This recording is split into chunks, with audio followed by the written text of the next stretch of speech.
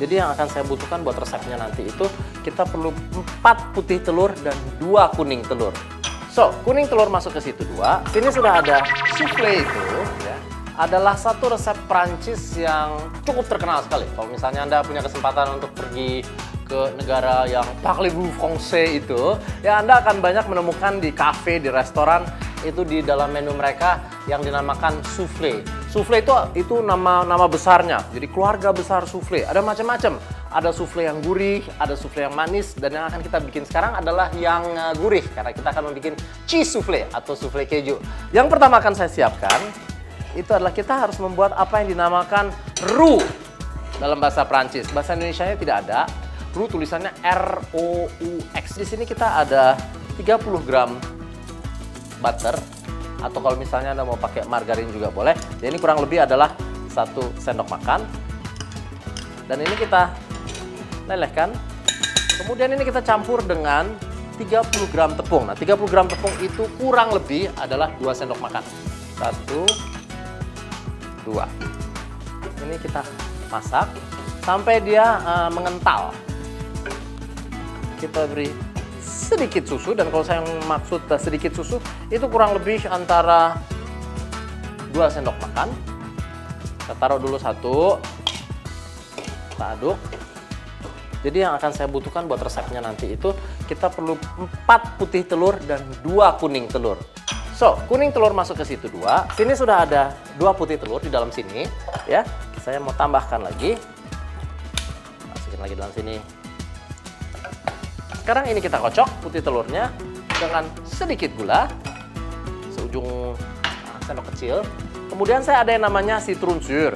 Citron sur ini dia adalah asam sitrat. Ini gunanya adalah untuk menstabilkan putih telurnya. Ini kita pakai juga sedikit aja ya, kita pakai kurang lebih. Nah, segitu aja. Cukup. Kita masukkan. Dan ini kita kocok dengan mixer. Kalau misalnya Anda mau pakai kocokan tangan juga boleh. Kalau Anda mengocok putih telur itu juga jangan sampai terlalu lama, karena kalau kelamaan ada istilah yang namanya putih telurnya pecah, dia jadi kering. Ini pas seperti ini. Dan ini kita aduk saja. Jadi maksudnya kita memang membuat adonan ini selembut mungkin. Kita tambahkan bumbu-bumbunya, kita kasih sedikit bubuk biji pala, kurang lebih juga setengah sendok teh, merica. Saya di sini ada daun basil kering, setengah sendok teh, basil. Kalau misalnya Anda mau ngaduk ke ini, seperti saya bilang, ini lebih baik pakai spatula. Karena kenapa? Karena kita mau melakukan hal melipat, istilahnya folding. Kalau dalam bahasa masak, bahasa Inggris sana. Karena itu dari bawah ke atas kita lipat. Kita bahas. Kalau kita misalnya pakai sendok, itu efek untuk meng-fold, untuk melipatnya itu nggak dapat. So, sekarang kita masukkan kejunya, dan ini 125 gram. Saya pakai keju Gouda dan parutan saya ada di sini. So, kurang lebih 125 gram keju. Saya gunakan di sini adalah keju, saya pakai keju apa nih? Saya nggak tahu. Ini adalah edam yang saya pakai ya. Tapi kalau misalnya Anda mau ganti dengan keju yang lain, silahkan. Mau pakai cheddar, mau pakai parmesan, mau pakai apa aja boleh. Tidak ada masalah. Oke, kita ambil loyang.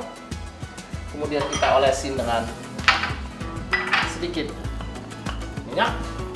Boleh pakai butter, boleh pakai mentega. Lalu kita tuang ini kurang lebih 3/4.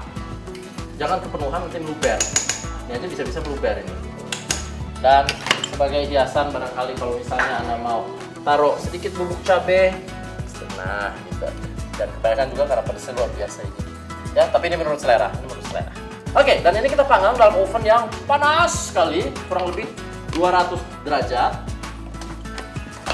Selama kurang lebih 15 menit, tapi sekali lagi seperti saya bilang, Anda harus lihat-lihat sampai pokoknya dia udah mulai ngembang, udah mulai naik, sudah cukup, bisa dikeluarin. Saya punya soufflé sudah jadi. Hati-hati, ini panasnya luar biasa. Ini sebenarnya tadi udah ngambang karena kelamaan di oven dia jadi amblas lagi. Nah, ini bagus. Dan ini adalah cheese soufflé-nya. Gula-gula.